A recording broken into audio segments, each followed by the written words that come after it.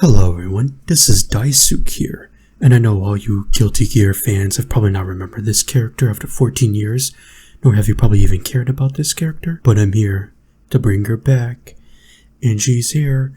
Bridget is finally back in 2022, is that right? 2022, Bridget is finally back, and what's that? What's that? People don't like her. People are getting mad at me? Why are people getting mad at me? What did I do? I brought back a very infamous character from the... They think I'm woke? They think I'm a groomer? Why? They're complaining because Bridget's a girl? Why would people be doing that? I don't understand. People have been wanting this all this time. I guess I'll just go fuck myself then. I really didn't know how else to end that skit right there. And it's still currently Pride Month for me, but I don't know if this is gonna get out before or after Pride Month. And if it does get out after Pride Month, I'm very sorry, because I did sort of promise I would make a video about Pride Month, and I kind of wanted to be about Bridget, but I also kind of held this off because I was debating whether to make this or not. But you know what? It's already here, and I'm making it. So yeah, this video is just going to be a little bit of a timeline. I don't know how accurate I'm going to make it, but it's going to be a little bit of a timeline about Bridget, as you probably already know. A timeline about how she finally figured out her identity and find out that she's not a cis boy, but a trans girl, which people have gotten upset over for some reason. For those that don't know who Bridget is, she is one of the characters in the Guilty Gear series. She made her first appearance in Guilty Gear X2 back in 2002. Basically, she identified as just a cross-dressing boy back then, and all of the characters back then presumed of her as a girl, which a couple of times she tried to refer to them, no, I'm actually a guy, or a couple of times she didn't really mind being referred to as a girl in the game. But about Bridget is that she's basically a bounty hunter trying to collect bounties and trying to take down people so that she can make money, and she has left her home and her family to try to do her job and take down and capture the bounties. And while Bridget was growing up and throughout the series, she's been referred to as a girl by multiple people and corrected her for being just a boy a few times. But supposedly throughout her childhood and living with her twin brother is that her family kind of used it to hide her cisgender identity, or assigned sex at birth identity, to basically protect her for, I don't know, for whatever reason. It doesn't make much of a difference or mean anything, but nonetheless, she still grew up with seeing herself as still a cis guy. And she wasn't really that featured throughout most of the games after Guilty Gear X2, and she kind of fails at collecting bounties at the end of the game anyways. And after like 2008, in the last game that she was in, Guilty Gear XX Ancient Core Plus, she finally made a comeback in Guilty Gear Strive, released in 2021, and became a playable DLC character in 2022.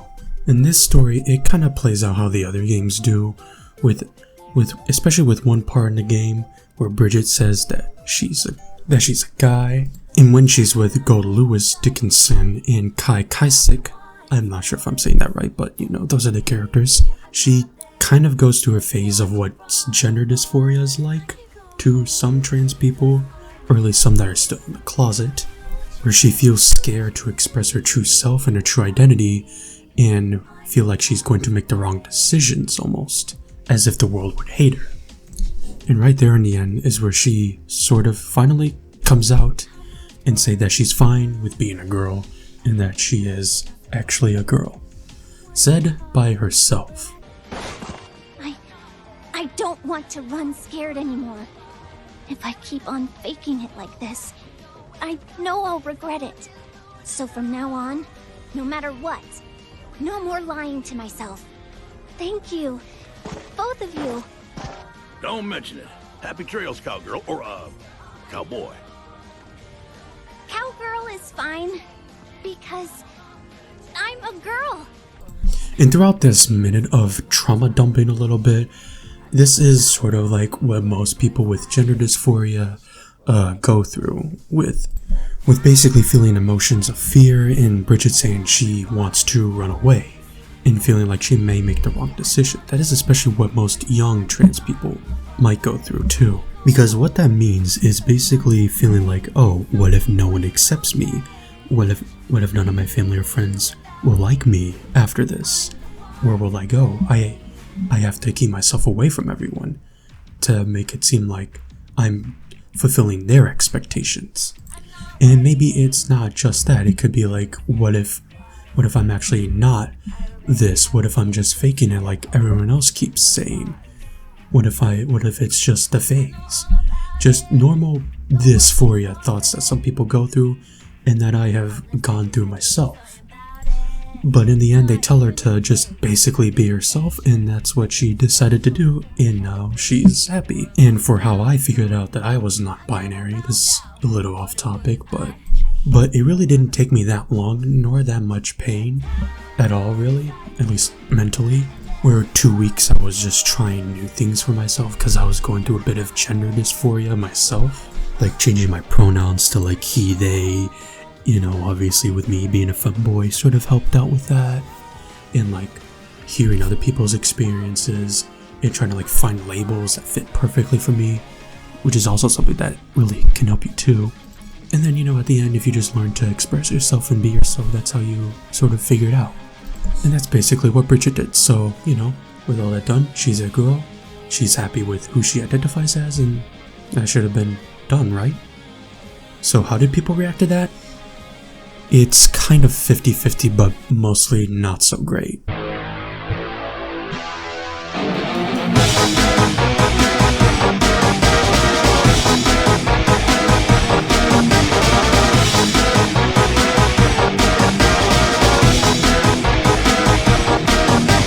Yeah, transphobia occurred and still occurs to this day because transphobes don't like trans people, basically, and have to create discourse about other people's identities, which is very fucking rude. You know what's funny about this? Some people saying like, oh wow, Daisu is trying to take away our femboys in their femboy identity.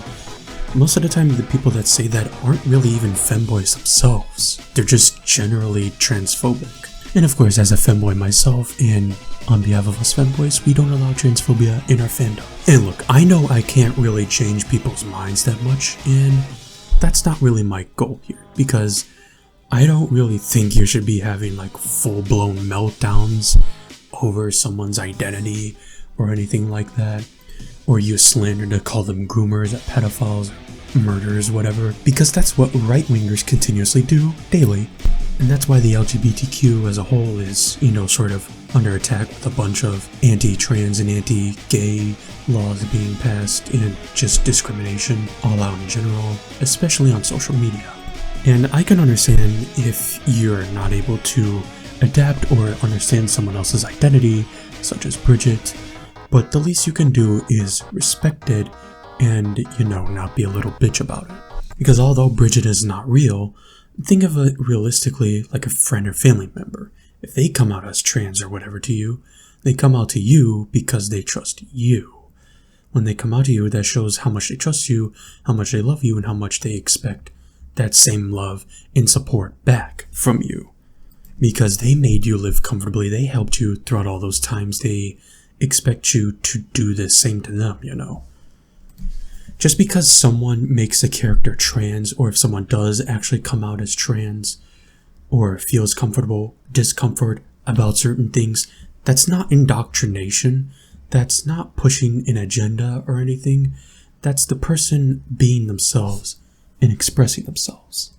But yet, still transphobes just still deny the fact that Bridget is a girl, and still bring up old plot dialogue from like the very early games that are like over 22 years ago. That doesn't help them that much. Yeah, Bridget did say, I'm still a guy in 2022, but after that she said, oh, I'm fine with being a girl.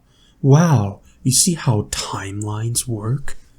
And yet again, a video like this shouldn't have to be made because of so many pieces of shit on here, but it's here. And also because I haven't really seen a video about there being a debunking about this discourse, because there shouldn't be a discourse in the first place about someone's identity, but hey, that's transphobia for you, I guess.